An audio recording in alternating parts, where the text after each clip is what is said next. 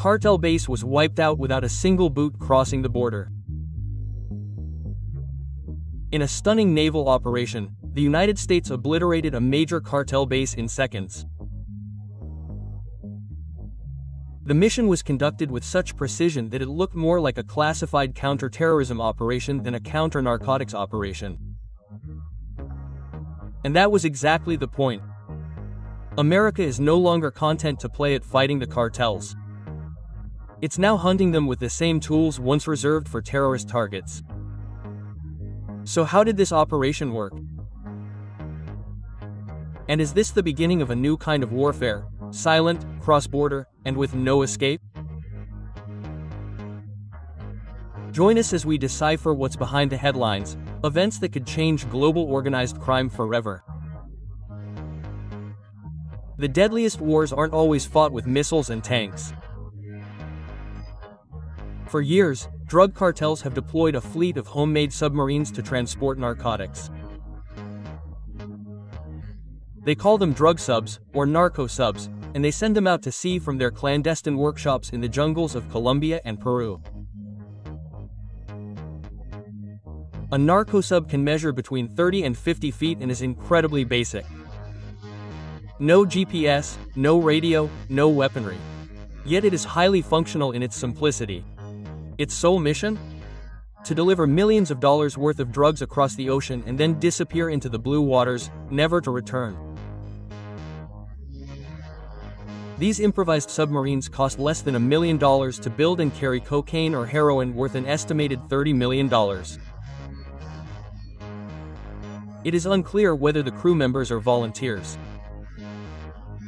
However, if law enforcement discovers these vessels, the operators flip a switch to sink the craft, destroying all evidence and ending the mission. Naval forces regularly engage in a high-stakes game of underwater hide-and-seek, scanning the seas for the almost non-existent traces left by the narco subs lurking just below the surface. But last May, that game took a major turn. Authorities intercepted and seized 4 ghost ships in just 21 days. One submarine was stopped just shy of reaching international waters while under surveillance by law enforcement and then seized by the United States. Another was spotted just 6 feet below the surface, too deep to be detected by radar, a near-perfect blind spot. The showdown then became a clash between technological superiority and the extraordinary audacity of the cartel's smuggling operations. Given the gravity of the situation, the U.S. Navy chose strategic precision over brute force. Ships like the Cutter James and elite helicopter squadrons are typically stationed offshore in total darkness waiting for the perfect moment to strike. They are extremely effective at executing naval missions because they know that every submarine that evades capture will result in millions of dollars of drugging American streets. The Navy understands that it cannot accomplish the mission alone. That's why it partners with neighboring countries. The Orion campaign is an unprecedented coalition of 62 countries sharing real-time satellite intelligence, drone data, surveillance, and coordinated intelligence. Each partner leverages its capabilities to the fullest. In Colombia, for example, Special Operations Forces conduct missions into the jungle in search of clandestine submarine construction sites. Ecuador, meanwhile, can track distributions of naval-grade lithium batteries, key components that circulate through river ecosystems. In the Atlantic, the Netherlands supports naval teams with sophisticated underwater drones, capable of systematically scanning the seabed to identify unique patterns that could indicate a submarine cache. This collaboration neutralized more than 130 high-value targets between November 2024 and February 2025. That's more than 60 narco-marines believed to be transporting an estimated $2.5 billion worth of black-market drugs. Significantly, the refusal of coalition forces to take physical possession of the drugs represents a major psychological victory. The Orion campaign doesn't pursue ships. It tracks patterns, movements, and suspicious behavior that even the most meticulous traffickers have struggled to conceal since its inception, and with the capture of the 60th Narco Marine, one thing is clear. In this type of warfare, victory doesn't come from the one who acts the fastest, but from the one who waits. That waiting pays off thanks to one of the silent pillars of the operation, the U.S. Coast Guard cutter James. At over 400 feet long, the vessel carries no heavy missiles or radar. Its weapon is much harder to counter. Patience, discipline, and focus. Between 2024 and 2025, the USS Cutter James spent just over 100 days at sea, conducting more than 20 precision operations without firing a single missile. Yet the impact of these operations was devastating to the cartel's supply lines. Then on February 14th, the crew noticed something unusual, a thin trail of water that did not correspond to any known shipping path. The craft was not emitting any identifying signals or following a recognized course. Instead of immediately intervening, the James tracked the target from a distance, letting it drift east toward a suspected delivery area. At the right moment, the team deployed a small drone to identify the source of the signal, and the image became clear. It was a camouflaged Narco Marine with only its tail protruding above the surface. Within minutes, a tactical helicopter took off from the Cutter James. It didn't pursue the crew or attempt to sink the vessel. It fired non-lethal projectiles at the submarine's engine, disabling it and forcing it to surface. The smugglers didn't have time to flee or destroy the cargo, estimated to be worth nearly $140 million. And that's just one of the many possible operations of the Cutter James. Sometimes the vessel remains stealthy, deploying underwater sonar nets to ensnare unsuspecting submarines. Sometimes it follows a seemingly innocuous commercial vessel until drug containers are discovered. And often the Cutter James doesn't make the arrests itself. It simply passes the coordinates on to partner countries like Ecuador or Costa Rica, who then intervene discreetly. In April 2025, a spokesperson for the U.S. Department of Homeland Security revealed something important. The Cutter James is not measured by the number of missions it completes, but by the number of drug shipments it stops before reaching the mainland. By their estimates, the James has blocked nearly $500 million worth of illegal cargo without firing a single shot. To the cartels, this ship is no mere patrol. It's a ghost. They never know where it is or when it will strike. Every time a smuggling route is closed, every time a submarine is captured intact, another piece of a drug empire crumbles. And that's precisely why nothing scares the enemy more than the ship it never sees coming. A nation's navy has always symbolized its position in the world. Only a few empires dominated the seas during the Age of Exploration, as the British Empire did for centuries. But all that changed after World War II, when the United States emerged with the most powerful naval force in the world. Today, the U.S. Navy represents more than just ships and missiles. It embodies the core values of the United States: freedom, independence, and resilience. Even in the 18th century, when the nation was just beginning to take shape, the United States understood that mastering the seas meant protecting its future. One of the most striking symbols of that power today is America's unparalleled fleet of aircraft carriers, often referred to as the Floating City. The U.S. Navy has 11 of the world's largest and most advanced aircraft carriers, more than all of its neighboring countries combined, and can project its power anywhere on the planet. America's naval dominance began in 1922 with the launch of the USS English, the Navy's first aircraft carrier. Since then, the fleet has evolved over the decades through innovation and technological advances. Today, the backbone of the fleet is the Nimitz and Gerald Erford classes. The Nimitz class was introduced in the 1970s and has become synonymous with American power and global security. Today, as these ships reach the end of their life cycle, the Gerald Erford class will not simply replace them, it will redefine the capabilities of an aircraft carrier. To understand what this means, imagine a massive floating city traveling the world with dozens of fighter jets, helicopters, and thousands of crew members, all ready to respond to a crisis anywhere on the planet at a moment's notice. That's what an American aircraft carrier is. Most countries might have one or two small aircraft carriers for limited operations.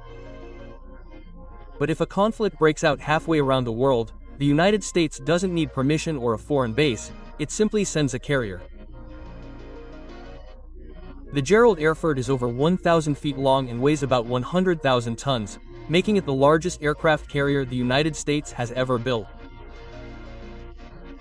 Her redesigned flight line enables a 25% increase in daily takeoffs and landings compared to the NIMITS class.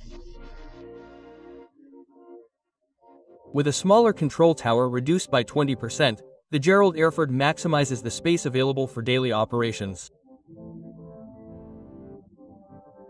The ship is equipped with an improved dual-band radar combining SP3 and SP4 technologies.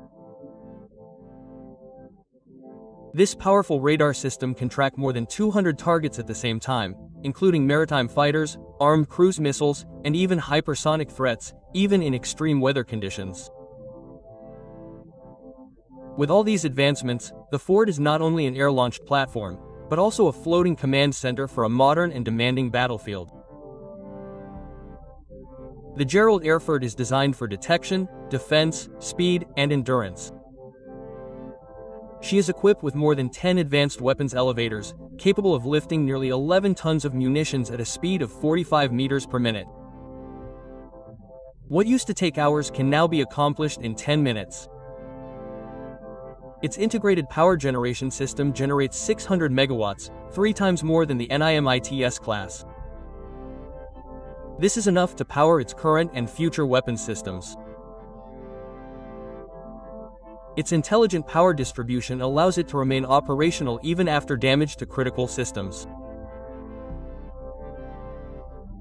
Most importantly, the Gerald Erford can operate continuously for 25 years if its nuclear fuel is replaced, reducing refueling missions, reducing costs, and increasing its autonomy during long deployments.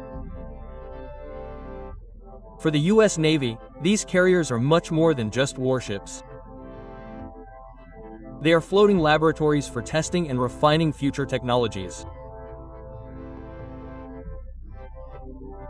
Components such as electrical armor to deflect enemy projectiles, advanced weapons, and even high-energy combat lasers have been developed, integrated aboard the Gerald Erford class ships, and successfully tested.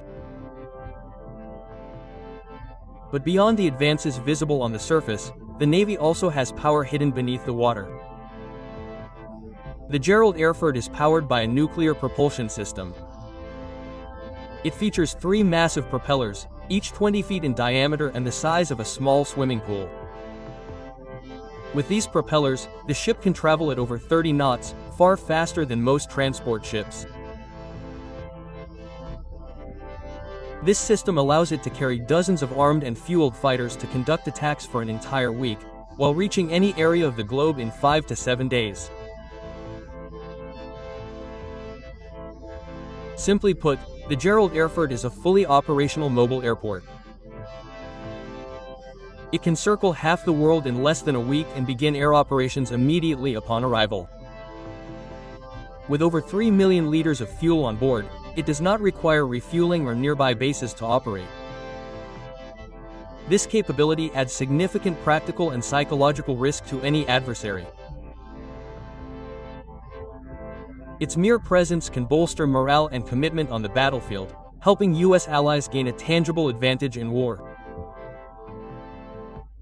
The United States Navy has more than 50 multi-purpose attack submarines, 14 strategic missile submarines, and 4 guided missile submarines.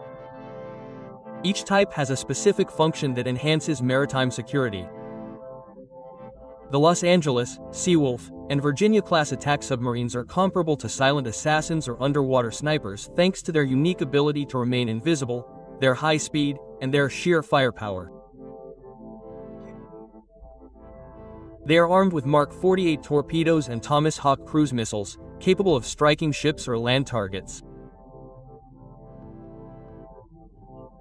The latest versions of the Virginia-class, including Blocks 3 and 4, can carry approximately 40 Tomahawk missiles, making each submarine a mobile powerhouse capable of delivering a devastating strike. To understand their power, imagine a city bus. But instead of passengers, it is filled with long-range Tomahawk missiles capable of striking targets hundreds of kilometers away with pinpoint accuracy. Now imagine this bus sailing silently underwater, completely undetectable, ready to launch a devastating strike without warning. With about 40 of these missiles on board, a single Virginia-class submarine can strike multiple enemy bases, airstrips, or ships without ever being seen.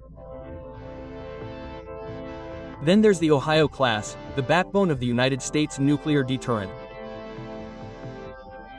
These impressive vessels measure over 550 feet long and weigh up to 20,000 tons. Originally designed to carry 24 nuclear-powered Trident missiles, submarines of this class now carry only 20 under international agreements. Yet they contain nearly half of the nation's active strategic nuclear warheads. To illustrate this, imagine a silent, invisible train sailing through the depths of the ocean. Each car contains a weapon capable of wiping out an entire city. Enemies wouldn't even know it was coming. That's the threat of the Ohio-class. 4 of the 18 submarines were converted to carry guided missiles instead of nuclear weapons, allowing them to conduct precise and stealthy strikes, ideal for combat against mobile threats without triggering a full-scale conflict. Between 2000 and 2007, the U.S. Navy significantly transformed its submarine fleet. It converted 4 Ohio-class submarines, originally designed as nuclear deterrent platforms, into SSGN-guided missile submarines. Each conversion cost approximately $1 billion but added vast capabilities. These ships can now carry up to 66 Navy SEALs and specialized underwater vehicles such as the SEAL Delivery Vehicle. These upgrades transformed the Ohio-class from a single nuclear platform to a multi-mission weapon capable of conducting precision strikes and clandestine deep-sea operations anywhere in the world. Each Ohio-class submarine can carry up to 20 Trident D2-D5 ballistic missiles. Although they have no defined target at launch, they can receive real-time mission updates at sea via ultra-low-frequency communications provided by the United States Strategic Command in Nebraska. In addition to their nuclear capability, they have 22 vertical launch tubes capable of firing up to 154 Tomahawk cruise missiles. A prominent example of the Ohio-class's capabilities was demonstrated in 2011 during Operation Odyssey Down. In a joint effort with British and French forces, USS Florida SSGN 728 launched 93 Tomahawk missiles to destroy Libya's air defenses under the Muammar Gaddafi regime. The operation successfully established a no-fly zone and significantly weakened the regime's ability to respond. This mission made it clear that these converted submarines are not only nuclear deterrents, but also tactical assets capable of changing the course of a conflict before it becomes an all-out war. The United States Navy is preparing for the future with a new generation of attack submarines called the SSNX class. This class will replace the Virginia and Seawolf classes. By 2040, the SSNX program aims to enhance stealth, significantly improve underwater sensors, and increase firepower. SSNX submarines will have a flexible utility that can perform intelligence gathering, special operations, and anti-submarine warfare missions. All this while reducing costs for the Navy. Each SSNX submarine will likely cost between $5.6 billion and $7.2 billion. That's significantly more than a Gerald Erfurt aircraft carrier, which costs about $13 billion. The new SSN-X-class submarines represent a major step forward in the U.S. Navy's effort to stay ahead of growing threats, including those from Russia and China, represented by the Yasin-class and Type 0.95 submarines. These enemy models combine speed, stealth, and lethality, all of which are feared qualities. But the SSN-X is designed to surpass all of these criteria. Key improvements include a waterjet propulsion system that eliminates traditional propellers. This system is quieter while still being able to reach speeds of over 35 knots. With AI integrated into the sonar and weapon systems, the SSN-X will be able to process, react, and engage targets with extreme lethality and pinpoint accuracy, all in the high-pressure underwater environment of modern combat. So what truly sets the U.S. Navy apart from all others? It all comes down to one thing: relentless investment in technology and weapons systems. Rather than relying solely on size, the Navy has embraced innovation. From undersea surveillance to missile accuracy, nearly every aspect of these operations has been modernized to meet today's threats. The Navy is designed to be fast and precise with a global reach, whether it's hunting down a stealthy submarine or conducting a precision airstrike from hundreds of miles away. Thanks for watching, and while you're still here, click the link on the screen to check out another one of our videos. See you soon.